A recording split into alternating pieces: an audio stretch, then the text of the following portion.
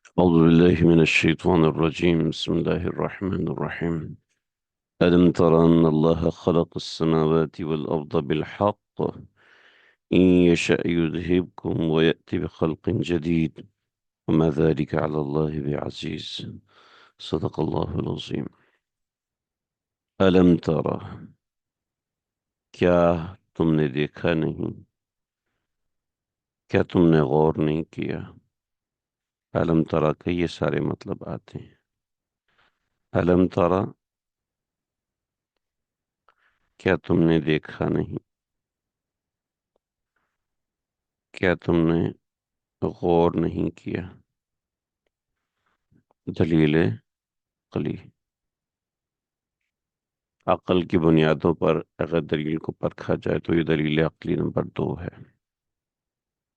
علم ترى، کیا تم نے دیکھا نہیں، ان اللہ، کہ بے شک اللہ نے خلقہ پیدا کیا ہے، السماوات آسمانوں کو، والارض اور زمین کو، بالحق ٹھیک ٹھیک، فائدہ مند، کوئی بھی معنی کیا جا سکتا ہے.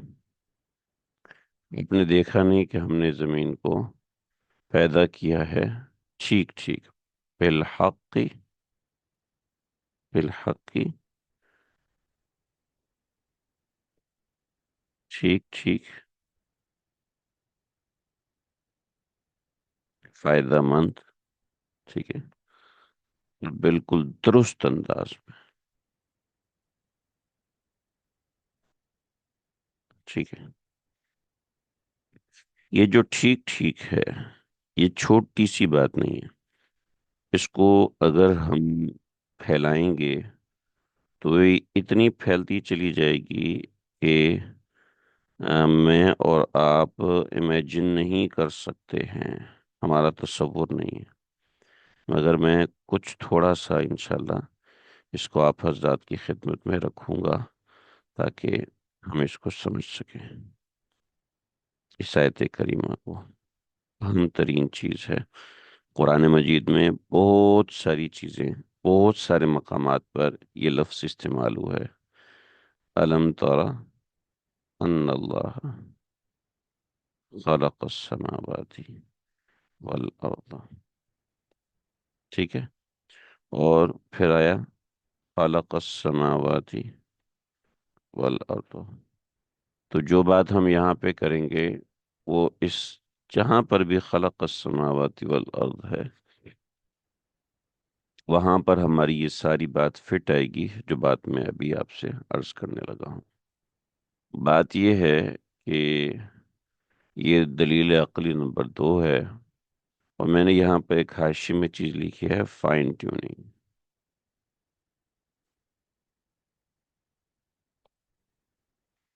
Fine tuning argument,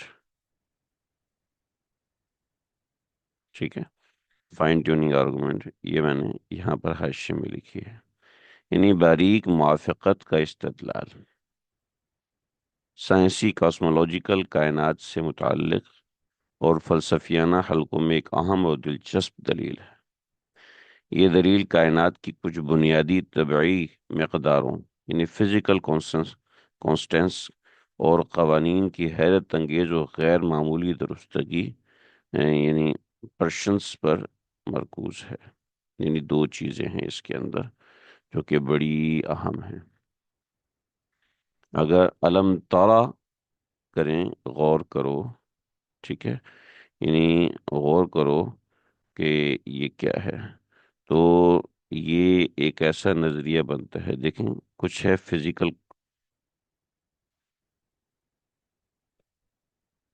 physical constants ہیں،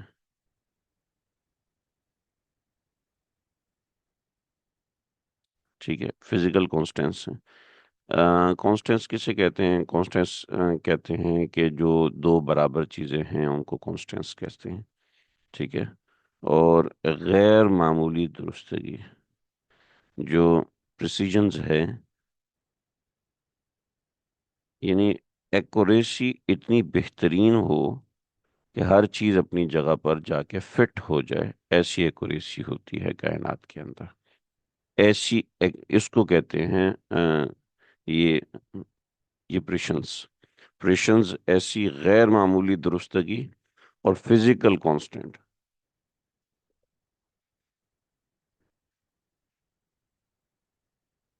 اس کائنات میں پایا جاتا ہے، جو کہ غیر معمولی ہے۔ بطور مثال، سورج ہماری اس زمین سے، یہ جو زمین ہے ارتھ، اس زمین سے جتنے فاصلے پر ہے، اگر اگر اگر 1 سیکنڈ کے لیے یہ فاصلہ 1% کم ہو جائے، 1 سیکنڈ کے لیے یہ فاصلہ 1% کم ہو جائے، یعنی یہ سورج چل رہا ہے اور اس کے گرد ہماری زمین چلتی جا رہی ہے، چلتی جا رہی ہے، چلتی چلی جا رہی ہے، چلتی چلی جا رہی ہے، اور اس کا اور زمین کا فاصلہ، سورج کا فاصلہ، اگر 1 سیکنڈ کے لیے 1% کم ہو جائے تو ساری زمین جم جائے گی ودن 1 سیکنڈ۔ پانی بھی جم جائے گا، دریا بھی جم جائیں گے، سمندر بھی جم جائیں گے، سب جم جائے گا ودن 1 سیکنڈ۔ یہ سائنس کہہ رہی ہے بھی، یہ فزیکل کانسٹنٹ ایسا ہے، یہ ایسا فزیکل کانسٹنٹ ہے کہ 1 سیکنڈ کے لیے بھی 1% فاصلہ زیادہ نہیں ہوا، ٹھیک ہے؟ 1 سیکنڈ کے لیے بھی 1% فاصلہ کم نہیں ہوا زمین کا، 1 سیکنڈ کے لیے زمین کی گریوٹی میں نہ کمی ہوئی نہ زیادتی ہوئی۔ اگر زمین کی گریوٹی میں 1 سیکنڈ کے لیے فرق آ جائے تو کائنات کا نظام تباہ ہو جائے گا، ساری بلڈنگیں الٹ جائیں گی، ساری دنیا ہل کے رہ جائے گی، تباہ ہو جائے گی، تباہ ہل کے نا تباہ ہو جائے گی۔ فزیکل کانسٹنٹ، پریسیجن، غیر معمولی درستگی، جو گریوٹی ہے پوری کائنات میں ہر جگہ برابر ہے، یہاں بھی وہی، یہاں بھی وہی، یہاں بھی وہی، یہاں بھی وہی، یہاں بھی وہی، گرمی میں بھی وہی، سردی میں بھی وہی، ہر چیز میں جو فزیکل کانسٹنٹ ہیں وہ بالکل برابر ہے۔ کائنات میں جہاں بھی پانی ہے وہاں فزیکل کانسٹنٹ بالکل برابر ہے، یعنی جسمانی درستگی ہر جگہ پر انتہائی غیر معمولی درست ہے، انتہائی غیر معمولی درست ہے۔ تو الم تر ان اللہ خلق السماوات والارض بالحق، ٹھیک ہے؟ ہم مسلمانوں کے لیے اتنا کافی ہے، لیکن میں یہ چاہوں گا کہ ہم اس کو ان چیلنجز کے ساتھ ضرور پڑھیں جو چیلنجز آج کائنات میں پائے جاتے ہیں، اور میں نے کچھ چیزیں اس کے اندر نوٹ کی ہیں تاکہ ہم 1-2 نمبرز کے حساب سے اس کو کور اپ کر سکیں، تاکہ چیزیں سمجھ میں آ جائیں۔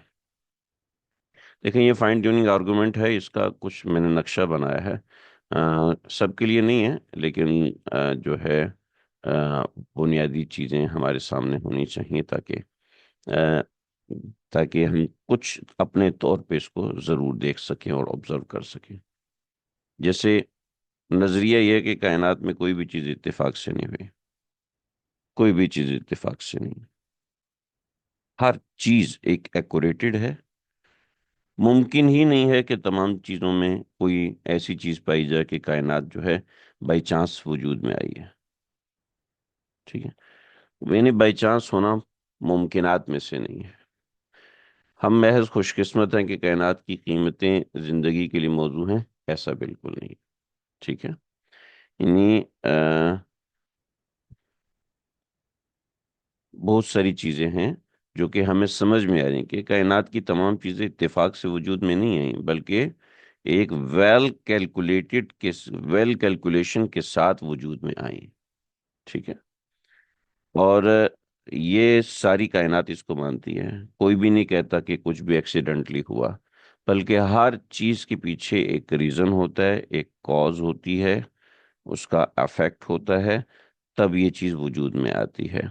اور ہر چیز کے پیچھے یہ ہے کہ کاز کے پیچھے کازر ہوتا ہے، ہر کام کے پیچھے اس کے کرنے والا ہوتا ہے۔ ٹھیک ہے جی۔ طبعی ضرورت یعنی فزیکل نیسیسٹی، یہ فزیکل نیسیسٹی کائنات میں ہر چیز کو دوسرے کی فزیکل نیسیسٹی ہوتی ہے۔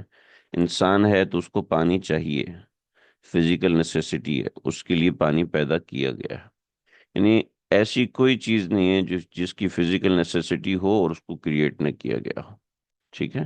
یہ بہت ساری چیزیں کہ ہر چیز کے پیچھے ایک ڈیزائن ہوتا ہے، ہر چیز کے پیچھے ایک سسٹم اور سیکشن ہوتا ہے جو اس کو دیکھ رہا ہوتا ہے۔ تو یہ فائن ٹیوننگ کے مستقل چیزیں، اس کے پیرامیٹرز جو ہیں وہ کچھ یہ ہیں کہ کشش ثقل گریوٹی ہے، طاقتور نیوکلیائی قوتیں ہیں، ٹھیک ہے، نیوکلیئر قوتیں طاقتور، اور پھر برقی قوتیں، کائنات کے اندر برقی ڈھانچہ چل رہا ہے، بجلی روشنی ہم تک کیسے پہنچتی ہے، آواز ہم تک کیسے پہنچتی ہے، سانس ہم تک کیسے پہنچتی ہے، آکسیجن ایک لیول پہ موجود ہے، آکسیجن 18 سے لے کے 21 کے لیول پہ موجود ہے۔ اب 18 سے 21 کے لیول پہ آکسیجن موجود ہے تو یہ 18 سے کم نہیں ہوتی ہے، 21 سے اوپر نہیں ہوتی ہے، بلکہ سب پوری رات درخت جو ہے وہ آکسیجن جنریٹ کر رہے ہیں، مگر وہ کائنات میں اس طریقے سے ایک سسٹم بنا ہوا ہے۔ ٹھیک ہے۔ تو الیکٹرو میگنیٹک فورس جو کائنات کے اندر ہے، پھر ویک نیوکلیئر فورسز ہیں، کچھ کائنات میں کمزور ہیں۔ فار ایگزامپل نائٹروجن ہماری ہوا کے اندر 69% ہے، ٹھیک ہے، یہ نائٹروجن کبھی بھی 69% سے 70% پہ نہیں آتی ہے۔ تو یہ ایک ایسا سسٹم ہے کہ جس میں وہ بہت ساری چیزیں ہوتی ہیں، کازمولوجیکل کانسٹنٹ ہوتے ہیں، کائنات کی ابتدائی کثافت ہے، بہت ساری ایسی چیزیں ہیں۔ میں اس کی تفصیل میں نہیں جاتا، میں نے صرف ان لوگوں کے لیے جو پڑھنا چاہیں اس کو ایک جگہ باؤنڈ کر دیا۔ اس میں بہت زیادہ تفصیل ہے، بہت زیادہ تفصیل، کتاب پڑھی جاتی ہے، کتابیں اس کے بارے میں لکھی گئی ہیں، اور بہت سارے معاملات ہیں جو مستقل پیرامیٹرز ہیں، پروٹون نیوٹرون، اس کے ماس کا فرق ہے، کاربن کا انرجی لیول، یہ یہ بہت ساری چیزیں ہیں، باقاعدہ اس موضوع پہ کتابیں لکھی گئی ہیں۔ اس کو فائن ٹیوننگ آرگومنٹ کہتے ہیں۔ اصل میں اسلام کی بیس فائن ٹیوننگ آرگومنٹ نہیں ہے، ٹھیک ہے، وہ یہ ہے کازمولوجیکل، یعنی کازمولوجیکل کا مطلب ہے کہ ہر چیز ایک کاز کے پیچھے چل رہی ہے، اور ہر کاز کے پیچھے اس کا کریٹر موجود ہوتا ہے۔ تو یہ میں نے کچھ تھوڑی سی چیزیں جمع کی ہیں جہاں پر آپ کے سامنے اس نوعیت کی آیت مبارکہ آتی ہے کہ علم تر ان اللہ خلق السماوات، تو تخلیق کائنات کے اندر یہ بات موجود ہے کہ اللہ رب العزت نے اس کو کس طرح بنایا ہے، کس طریقے سے اس کو بنایا ہے، اور کس طریقے سے اس کو ٹھیک ٹھیک بنایا ہے۔ یعنی ذرہ برابر اس کے اندر ایسی چیز نہیں ہے۔ البتہ جو لوگ انگلش نہیں سمجھتے اور انگلش زیادہ بہتر طریقے سے نہیں سمجھ پاتے، کوئی گھبرانے کی ضرورت نہیں، بس یہ دو لفظ سمجھ لیں، فزیکل کانسٹینٹس جو اس میں موجود ہوتے ہیں، فزیکل کانسٹینٹ، ٹھیک ہے، کانسٹینٹ کا مطلب، یہ کانسٹینٹ ایک اصطلاح ہے نا، ہم میتھس میں پڑھ رہے ہوتے ہیں تو اس میں بھی یہ اس کا کانسٹینٹ ہے۔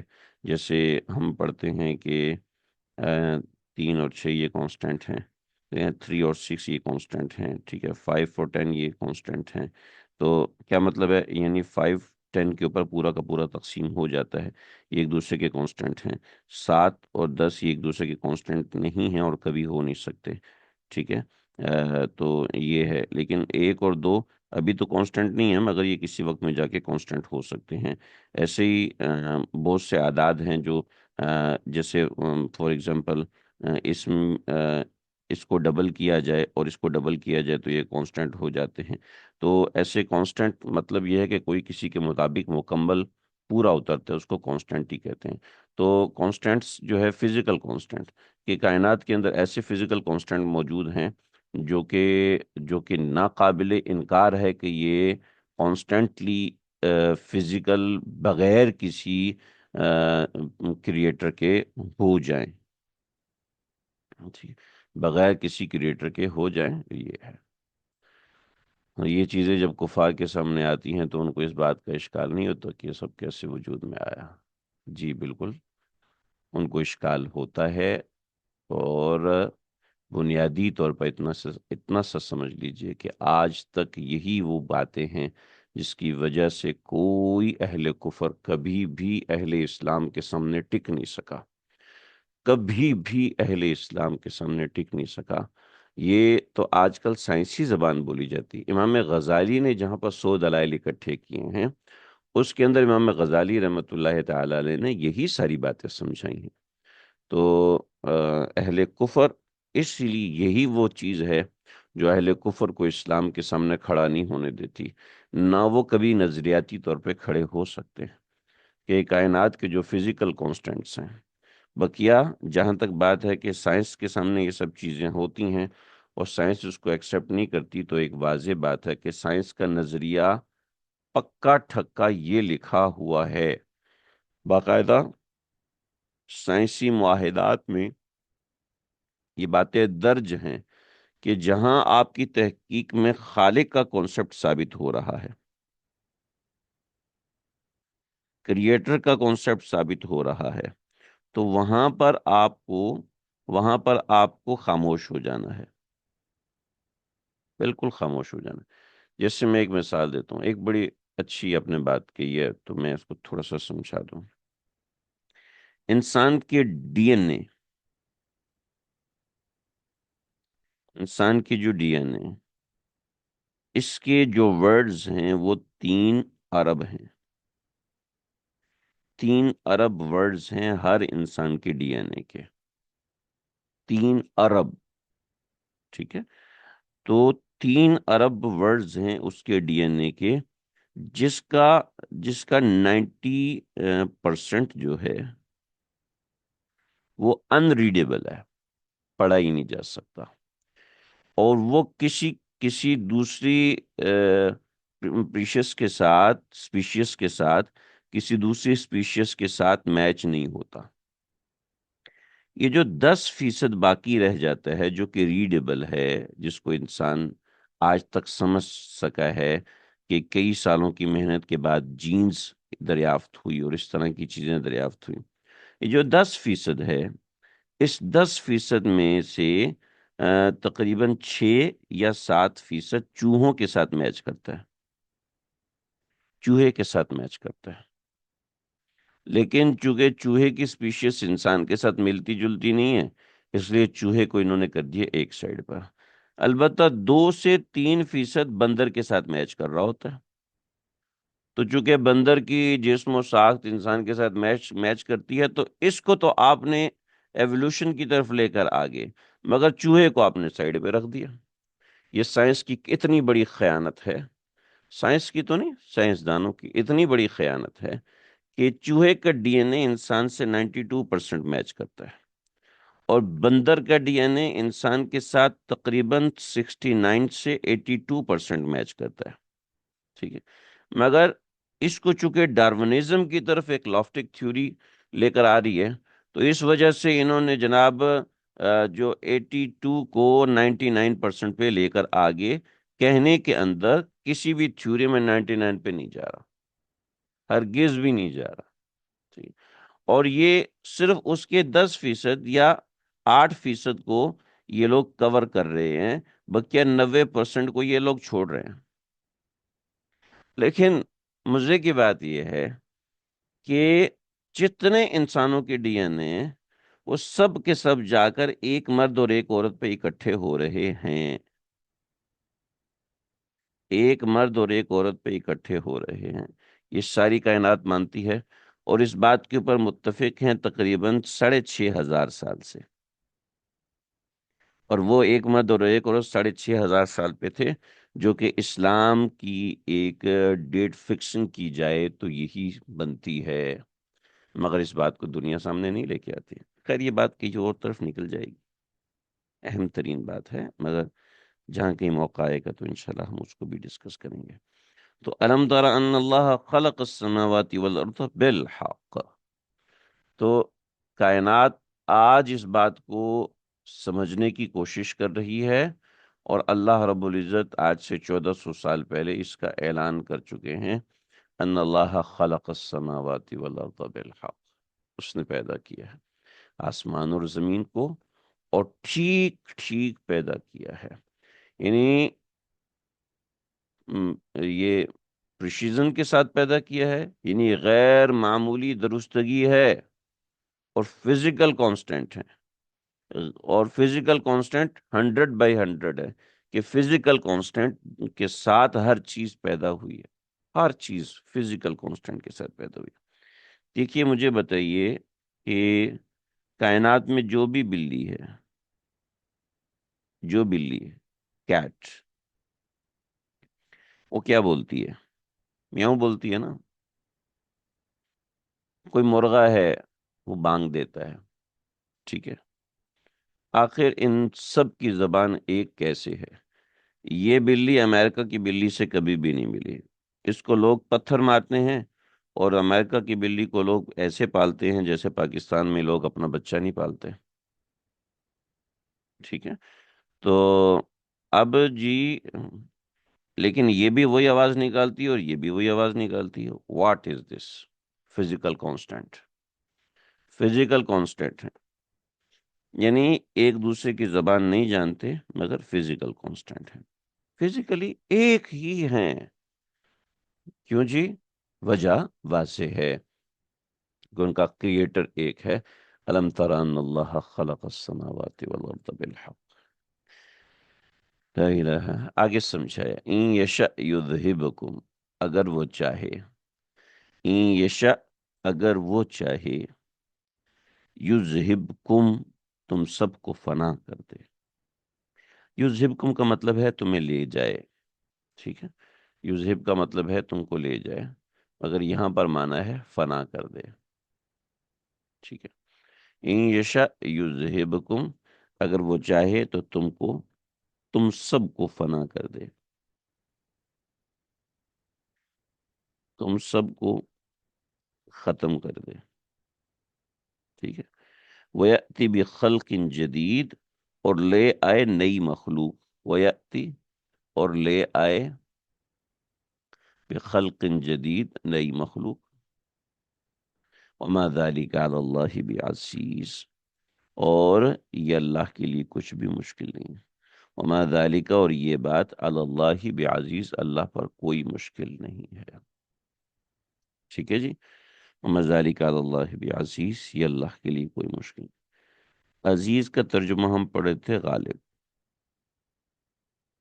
ٹھیک ہے، واللہ عزیز حکیم، اللہ غالب ہیں، اور اللہ غالب ہیں، حکمت والے ہیں۔ یہاں پر ہم ترجمہ کریں وما ذلک علی اللہ بعزیز، اور یہ بات اللہ پر کچھ مشکل نہیں۔ دیکھیے یہاں پر علی اللہ پہلے آ گیا، پھر بعزیز با آ گیا، یہ پروپوزیشن معنی کو بدلی کر دیتی ہے، ٹھیک ہے۔ اللہ بعزیز، اللہ پر پروپوزیشن ہے، اور بعزیز پر پروپوزیشن، ٹھیک ہے، یہ اس کے معنی کو بدل دیتی ہے، مگر ماخذ وہی ہے کہ عزیز کے اندر غلبہ ہوتا ہے، تو وما ذلک علی اللہ بعزیز، یہ اللہ پر غالب نہیں ہے، یعنی یہ اللہ پر غالب نہیں ہے، یعنی یہ چیز اللہ پر غالب نہیں آ سکتی، یعنی یہ چیز اللہ کے لیے کوئی مشکل نہیں، تو معنی وہی بنتا ہے، ٹھیک ہے۔ محاورتاً ترجمہ کرنے کے لیے ہم نے مشکل کا معنی کر دیا، مگر اصلاً کوئی ایسی وہ چیز نہیں ہے۔ وَمَا ذَلِكَ عَلَى اللَّهِ بِعَزِيزٍ، اور یہ اللہ کے لیے کوئی مشکل نہیں ہے، یہ اللہ پر کوئی مشکل نہیں ہے۔ سمجھ میں آگے بھائی؟ سمجھنے کی کوشش کریں، اور آیات کے معنی کو جاننے کی کوشش کریں، اور یہ میپس بنانے کی کوئی ضرورت نہیں ہے، بس اس کو سمجھنے کی کوشش کیجئے، بنا لیں تو اچھی بات ہے، ہمارے بعض ساتھی پرنٹ کر لیتے ہیں تو اس میں زیادہ فائدہ ہو جاتا ہے، اگر ابھی اس کو میں نے فائنل نہیں کیا ہوا کچھ چیزیں میں نے اس میں نوٹ کی ہیں، کچھ چیزیں اس میں تبدیل کرنی ہیں، تو انشاءاللہ وہ میں ساتھ ساتھ کرتا رہوں گا، ساتھ ساتھ انشاءاللہ ہم اس کو پڑھتے رہیں گے۔ اب یہ دلیل دینے کے بعد اللہ رب العزت، بات زائدہ ہے، بات زائدہ ہے، اور یعنی اس کا اگر ترجمہ کیا جائے وما ذالک علی اللہ بی عزیز، تو بی عزیز ہے کہ اس پر مشقت کوئی نہیں ہے، ٹھیک ہے، اس پر غالب کوئی نہیں ہے، اللہ پر وہ چیز غالب نہیں ہے، ٹھیک ہے۔ تو وہ چیز کا ترجمہ ہم کر سکتے ہیں، لیکن ہم وہ ترجمہ ایک لفظ سے نہیں کریں گے، کیونکہ بی عزیز عام طور پہ جو بی کا لفظ ساتھ استعمال ہوتا ہے وہ ساتھ کے لیے استعمال ہوتا ہے، ٹھیک ہے، یعنی آسانی کے ساتھ، مشکل کے ساتھ، تو یہ کے ساتھ کے لیے استعمال ہوتا ہے، تو لیکن ہمیں وہ معنی کے ساتھ کے بغیر سمجھ میں آ جائے تو کوئی ایسے مسئلے کی بات نہیں ہے۔ وبرزوا لله جميعا فقال الضعفاء، وبرزوا لله جميعا فقال الضعفاء، اللہ اکبر کبیرہ۔ برزو کا مطلب ہے گزر جانا،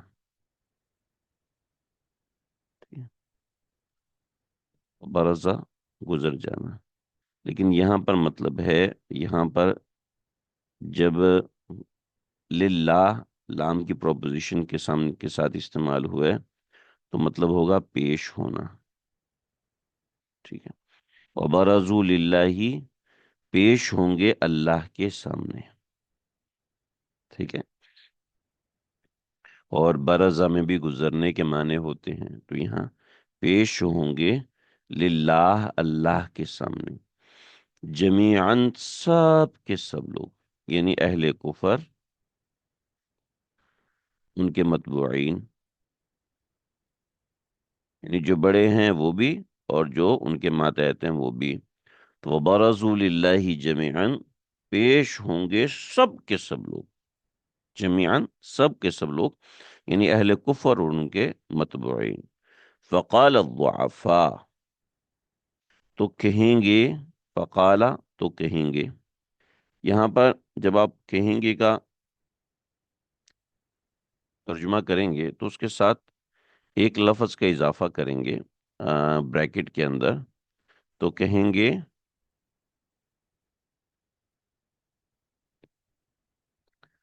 بطور ملامت،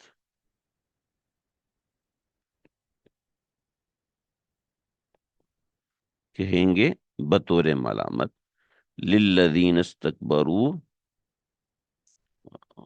فقال الضعفاء، تو کمزور لوگ کہیں گے للذین استکبروا، آ، ان لوگوں کو جو کہ متکبر تھے، یا کہیں گے متکبرین سے، ٹھیک ہے جی، فقال الذین کفروا، فقال الضعفاء للذین کفروا، ضعفاء للذین استکبروا، تکبر کرنے والوں سے کہیں گے کہ انا کننا لکم تبعا، انا ہم، کننا تھے، لکم تبعا تمہارے پیچھے چلنے والے، ہم تمہارے تابع تھے، فہل انتم مغنون عنا من عذاب اللہ، فہل انتم کیا تم ایسے ہو کہ مغنون عنا کہ ہم سے ہٹا سکو،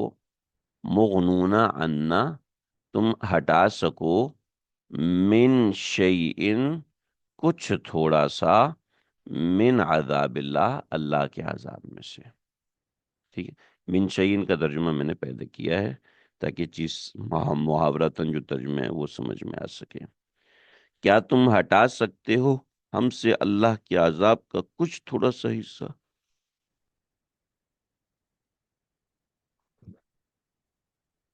اللہ اکبر، استغفر اللہ، اللہ ہم سب کی حفاظت فرمائے۔ تو یہ ان لوگوں سے قیامت کے دن کہہ رہے ہوں گے، قالو، قالو تو وہ لوگ جواب دیں گے، کون؟ جو استکبرو ہیں، ٹھیک ہے، قالو وہ جواب دیں گے لو ہدان اللہ لہدیناکم، اگر اللہ ہم کو ہدایت دیتا تو ہم تم کو بھی ہدایت دیتے۔ لو ہدان اللہ لہدیناکم، اگر اللہ ہم کو ہدایت دے دیتا تو ہم تم کو بھی ہم ہم تم کو بھی ہدایت دے دیتے۔ سواء علینا، برابر ہے ہم سب کے اوپر، اجزعنا ام صبرنا، اجزعنا کہ ہم گھبرائیں، استغفر اللہ استغفر اللہ، ام صبرنا یا ہم صبر کریں، یہ ہمارے لیے برابر ہے کہ ہم گھبرائیں یا ہم صبر کریں، یہ ہمارے لیے بالکل برابر ہے۔ ما لنا من محیص، نہیں ہے ہمارے لیے کوئی بھاگنے کی جگہ۔ اف اف اف اف اف، اللہ اللہ، استغفر اللہ استغفر اللہ استغفر، ما لنا من محیص، ہمارے لیے کوئی بھاگنے کی جگہ نہیں ہے۔ تھوڑا سا آپ دیکھیے گا، ما لنا من محیص، یہ میں نے تھوڑی سی محیص کی تصویر یہاں پہ لگائی ہے۔ اہل عرب کی کچھ کتابوں کے اندر اس کا ایک جو ہے کہ یہ جو جگہ ہے اس کو محیص کہتے ہیں، جیسے چھوٹا سا پہاڑ اوپر جا رہا ہے، اب اس جگہ سے بھاگنے کی کوئی جگہ نہیں، کوئی مقام نہیں ہے۔ لا مہربا ولا مفر، قل کافر این المفر، یقول الانسان این المفر۔ ان کا یہ مکالمہ اللہ نے قرآن مجید میں مختلف طریقوں سے ذکر فرمایا ہے۔ اللہ اکبر کبیرہ، قرآن کی آیات بڑی ہولناک ہیں، بڑی سخت ہیں۔ صاف چٹیل میدان میں ساری مخلوق نیک اور بد اللہ کے سامنے موجود ہوگی۔ اس وقت جو لوگ ماتحت تھے ان سے کہیں گے جو سردار اور بڑے تھے، اور جو انہیں اللہ کی عبادت اور رسولوں کی اطاعت سے روکتے تھے، کہ ہم تمہارے تابع فرمان تھے، جو حکم تم دیتے تھے ہم بجا لاتے تھے، جو تم فرماتے تھے ہم مانتے تھے۔ بس جیسے کہ تم ہم سے وعدے کرتے تھے اور ہمیں تمنائیں دلاتے تھے، کیا آج اللہ کے عذابوں کو ہم سے ہٹاؤ گے؟ یہ ساری کنورزیشن ہے جو قرآن مجید میں مختلف مقامات پر ذکر ہے۔ اس وقت یہ پیشوا اور سردار کہیں گے کہ ہم تو خود راہ راست پر نہ تھے، تمہاری رہبری کیسے کرتے؟ ہم پر اللہ کا کلمہ سبقت کر گیا، عذاب کے مستحق ہم سب ہو گئے، اب نہ ہائے وائے، نہ بے قراری نفع دے اور نہ صبر و برداشت۔ ہائے وائے بے قراری بھی نفع نہیں دے گی اور نہ صبر و برداشت نفع دے گی۔ دیکھ لیجئے کہ دین میں رہنمائی کتنی ضروری ہے، رہنمائی دین کے اندر رہبری حاصل کرنا کتنا ضروری ہے، ورنہ انسان اہل کفر کی رہبری پانے لگتا ہے، اہل کفر سے رہبری حاصل کرنے لگتے ہیں۔ یہ جتنے لڑکے، نوجوان، بچے بچیاں آج ملحد ہو رہے ہیں، کفر کی طرف جا رہے ہیں، بھی م، پتہ نہیں، ہمارے سبق میں ایک خاتون جن کے بھائی سعودی میں رہتے ہیں مجھ سے بات کروائی، تو میں نے ان سے کہا کہ بھی سچ سچ بتانا، کسی ایکس مسلم کو سنتے ہو؟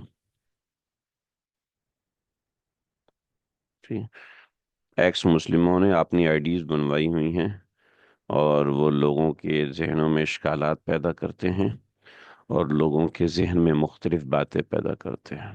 بطور مثال ایک چھوٹی سی بات ہے، ایک بچہ 5 سال کا، وہ کینسر سے تڑپ رہا ہے، اور تمہارا پروردگار جس کو تم خدا کہتے ہو وہ اس کو ٹھیک ہی نہیں کر رہا، اس کو اس پہ ترس ہی نہیں آ رہا۔ اگر وہ ہے، اور اگر ہے واقعی ہے، تو بھئی اس کو اس بچے کو ٹھیک کر دے۔ اس طرح کے اشکالات پیدا کرتے ہیں، اس طرح کے، ہاں کہاں ہے تمہارا خدا؟ کتنے لوگ مارے جا رہے ہیں اور وہ آرام سے بیٹھا ہوا دیکھ رہے ہیں، ہم سے برداشت ہو نہیں، نہ تمہارے خدا سے کیسے برداشت ہو رہا ہے؟ یعنی اگر کسی کے اوپر موت آتی ہے تو فوراً ان کو خدا یاد آ جاتے کہ اس نے کیوں نہیں ان کو نکالا، اور اگر وہ مزے کر رہے تو ان کو پرواہ ہی نہیں. یعنی صرف اشکال ہیں ان کے سامنے، آبجیکشنس ہیں، کوئی دلیل نہیں ہے. اب اس کے پیچھے اللہ کا کیا مقصد ہے وہ اللہ جانتا ہے. الذی خلق الموت والحیاء، اس نے موت کو پیدا کیا، حیات کو پیدا کیا. موت کو پیدا کیا تو اس کے پیچھے مقصد ہے نا. اس نے ایول کو بنایا ہے تو اس کے پیچھے مقصد ہے نا. ایک سوال میں چار آپشن ملتے ہیں، ایک درست اور تین غلط ہیں. ٹھیک ہے، تو بھئی تین کیوں غلط ہیں؟ استاد کو شرم نہیں آتی؟ کتنا سخت استاد ہے کہ تین غلط دیا اور ایک صحیح دیا. وہ آپ بھی واہ. یہاں کوئی استاد کو سخت نہیں کہتا کیونکہ یہ ایگزام کے لیے ہے. یہاں دنیا کے اندر سخت سوال آتے ہیں، کسی کے اوپر ظلم ہوتا ہے، کسی کے اوپر زیادتی ہوتی ہے، یہ ایک سخت سوال ہے اللہ کی طرف سے. آپ دیکھو آپ اس کو کیسے کرتے ہو. ایک آدمی کی ٹانگ ٹوٹ جاتی ہے، وہ اکیلا کمانے والا ہے گھر میں، اب اس کی ٹانگ ٹوٹ جاتی ہے، اللہ نے اس پہ ترس نہیں کھایا. واٹ از دس؟ اللہ نے کہا تھا چھت سے چھلانگ لگاؤ، اللہ نے کہا تھا میراتھن میں بھاگو، اللہ نے کہا تھا نہیں بھائی. لیکن مسئلہ یہ کہ اللہ نے کہا بھی اور اس میں آپ کی ٹانگ ٹوٹ گئی ہے، تو یہ اللہ کی طرف سے ایک امتحان ہے، آپ کو اس امتحان سے گزرنا ہے. اور اگر ٹانگ ٹوٹی ہے تو اس کے ساتھ اللہ نے تمہارا پیٹ خراب نہیں کیا، اللہ نے تمہارا دماغ خراب نہیں کیا، اللہ نے تمہاری آنکھیں خراب نہیں کی، اللہ نے تمہارے کان خراب نہیں. اور اگر بالفرض یہ سب بھی خراب کر دے تو یہ اللہ کی طرف سے امتحان ہے. جب اللہ کی طرف سے امتحان ہے تو ایک واضح بات ہے، بے عقل نہ بنو، بے وقوف نہ بنو. یہ ہمیں سمجھ میں نہیں آتا. جب تک آپ کے بچے کو سمجھ میں نہیں آتا آپ اس کو شراب پلاؤ نا. جب تک آپ کی بیوی کو سمجھ میں نہیں آتا تو آپ اس کو اجازت دو، وہ جائے جس کے ساتھ جائے، گھومے پھرے، کیونکہ آپ کی بیوی کو وہ سمجھ ہی نہیں آ رہا کہ میں ایک شوہر کے ساتھ کیسے باؤنڈ ہو جاؤں. جب تک اس کو سمجھ میں نہیں آ رہا تو آپ اس کو الاؤڈ کرو کہ وہ دنیا کے ہر مرد کے ساتھ گھومے پھرے، اس کے ساتھ جس طرح کے تعلقات چاہے قائم کرے. جب تک آپ کے شوہر کو سمجھ میں نہیں آتا اس وقت تک وہ چاہے جہاں جائے، جس عورت کے ساتھ منہ کالا کرے. اس کو سمجھ میں جب آئے گا، جب اس کو سمجھ میں آئے گا جب وہ جو ہے وہ ایمانداری کی زندگی گزارے گا. یہ کیا بات ہوئی؟ یہ کوئی بات ہے کرنے والی؟ وہی سمجھ میں نہیں آتا، سمجھ میں نہیں آتا. تمہاری سمجھ کے اوپر کائنات چلتی ہے، میری سمجھ کے اوپر کائنات چلتی ہے. جب ہمیں سمجھ میں آ گیا کہ ہماری سمجھ ناقص ہے تو جو کریٹر ہے اس کی سمجھ کو غالب رکھا جائے گا. لیکن یہ اس طرح کی سوئی دماغ میں چبوتے ہیں کہ انسان کا دماغ ہلنا شروع ہو جاتا ہے. کیوں؟ اس لیے کہ ہم لوگوں نے اسلام کو ریشنلٹی کے اعتبار سے پڑھا نہیں. ریشنلٹی کے اعتبار سے تو ہم قرآن کو جب پڑھتے ہیں پھر سمجھ میں آتا ہے. ہم نے ریشنلزم کی بنیاد پر قرآن مجید کو دیکھا نہیں. جب ریشنلزم کی بنیاد پر قرآن کو دیکھتے ہیں تو پھر چیزیں سمجھ میں آتی ہیں کہ تو یہ ایسے لوگ ہوتے ہیں، یہ ایسے لوگ ہوں گے کہ اس طرح کی چیزیں ہیں. تو جی سمجھ میں آ رہی ہے بات؟ تو عذاب کے بچاؤ کی تمام صورتیں ناپید ہیں. حضرت عبد الرحمن بن زید فرماتے ہیں کہ دوزخی کہیں گے کہ دیکھو یہ مسلمان اللہ کے سامنے روتے تھے، اس وجہ سے وہ جنت میں پہنچے. آج ہم بھی اللہ کے سامنے روئیں گے، روئیں گڑ گڑائیں گے، خوب پیٹیں گے، چیخیں چلائیں گے. یہ سب ایسے کرتے رہیں گے مگر بے سود رہے گا. تو کہیں گے جنتیوں کے جنت میں جانے کے ایک وجہ صبر کرنا تھا، آؤ ہم بھی خاموش اور صبر اختیار کریں. اب ایسا صبر کریں گے کہ ایسا صبر کریں گے کہ دیکھا نہیں گیا، لیکن یہ بھی لا حاصل رہے گا. اس وقت کہیں گے کہ ہائے صبر بھی بے سود اور بے قراری بھی بے نفع. اوئے ہوئے ہوئے. ظاہر تو یہ ہے کہ پیشواؤں اور تابع داروں کی یہ بات جہنم میں جانے کے بعد ہوگی، جیسے کہ آیت وَإِذْ يَتَحَاجُّونَ فِي النَّارِ، کہ جب وہ جہنم میں جھگڑیں گے. اس وقت ضعیف لوگ تکبر والوں سے کہیں گے کہ ہم تمہارے ماتحت تھے، تو کیا آگ کے کسی حصے سے ہمیں نجات دلا سکو گے؟ وہ متکبر لوگ کہیں گے کہ ہم تو جہنم میں موجود ہیں، اللہ کے فیصلے بندوں میں ہو چکے ہیں. اللہ اللہ اکبر. اللہ ہم سب کی حفاظت فرمائے، جہنم کے عذاب سے ہم سب کی حفاظت فرمائے. آخر کار آخر کار اس کے درمیان شیطان کودے گا جب لوگ شیطان کو دوسرے معاملات میں دخل اندازی کا کہیں گے، تو اس کی باتیں ہیں وہ انشاءاللہ آئندہ پڑھیں گے۔ آج کا سبق اتنا ہی ہے۔ ہم کوئی سوال ہو ترجمے کے حساب سے، معنی کو سمجھنے کے حساب سے، وہ آپ سوال کر سکتے ہیں۔ تو یہ آیت کا یہ حصہ آپ کو سمجھ میں آ گیا ہوگا۔ وَبَرَزُوا لِلَّهِ جَمِيعًا، اللہ سب کے سب کو جہنم میں داخل کریں گے،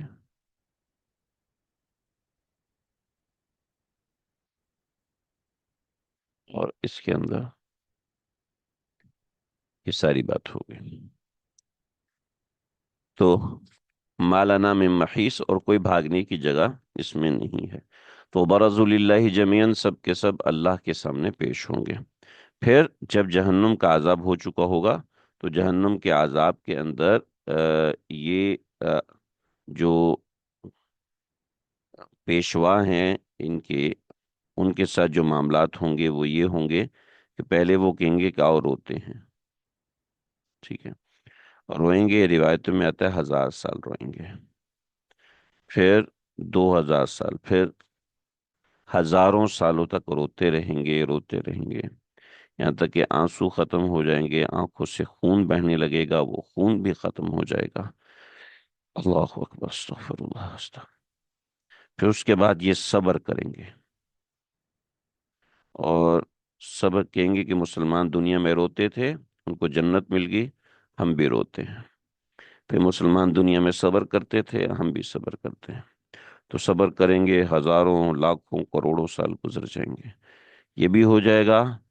تب وہ یہ بات کہیں گے، وقال الضعفاء للذین انا كنا لكم تبعا فهل انتم مغنون عنا من العذاب قالوا لو هدانا الله لهدينا سواء علينا اجزعنا، ہم جزا فضا کریں، لڑائی کریں، روئیں دھوئیں، ام صبرنا، یا ہم صبر کریں، ما لنا من محیص، بھی چھٹکارا نہیں ہے، چھٹکارا نہیں ہے۔ پھر شیطان کیا کہے گا اس کے بارے میں چیزیں ہیں۔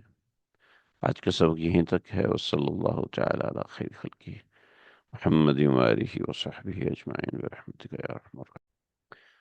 کل ہم نے جیسے کہ پڑھا کہ اس عالم کا نظام ہی دوسرا ہوگا، کہ وما ہوا بمیت، کہ ہر طرف سے موت آئے گی مگر وہ مر نہیں سکے گا، اس لیے کہ موت کو ختم کر دیا جائے گا۔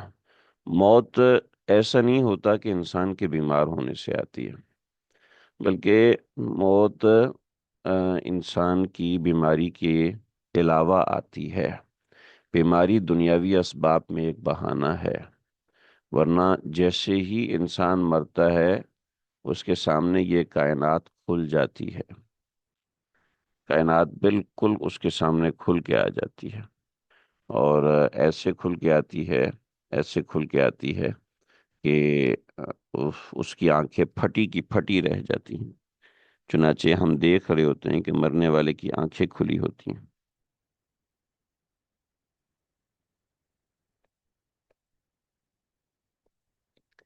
مرنے والے کی آنکھیں کھلی ہوتی ہیں کہ وہ کائنات جو ہے اس کے سامنے کھل کے آ جاتی ہے، اور جب کائنات اس کے سامنے کھلتی ہے تو ظاہری جسم کی آنکھیں پھٹی کی پھٹی رہ جاتی ہیں، یہ کائنات کے کھل کے سامنے آنے سے۔ تو جب انسان مرتا ہے تو جسم بیمار ہوتا ہے، جسم بیمار ہوتا ہے، مگر روح اس کے اندر سے بالکل صحیح سلامت اٹھ کے نکل جاتی ہے، تو روح نکل جاتی ہے، تو یہ روح نکل جاتی ہے، اس سے انسان مرتا ہے۔ اب جسم کی ڈومیننسی ہے، اور روح جو ہے وہ اس کے ماتحت ہوتی ہے، لیکن جب کائنات میں یہی جسم دوبارہ ملے گا تب روح کی ڈومیننسی ہوگی، اور روح اس جسم کو کبھی بھی چھوڑ کر نہیں جائے گی، چاہے وہ کتنا بیمار ہو جائے، چاہے کچھ بھی ہو جائے۔ تو جسم کے بیمار ہونے سے انسان نہیں مرتا، امر ربی سے انسان مرتا ہے، ٹھیک ہے، امر رب سے انسان کا انتقال ہوتا ہے۔ اچھا سوال تھا، میں نے کہا جواب دے دوں۔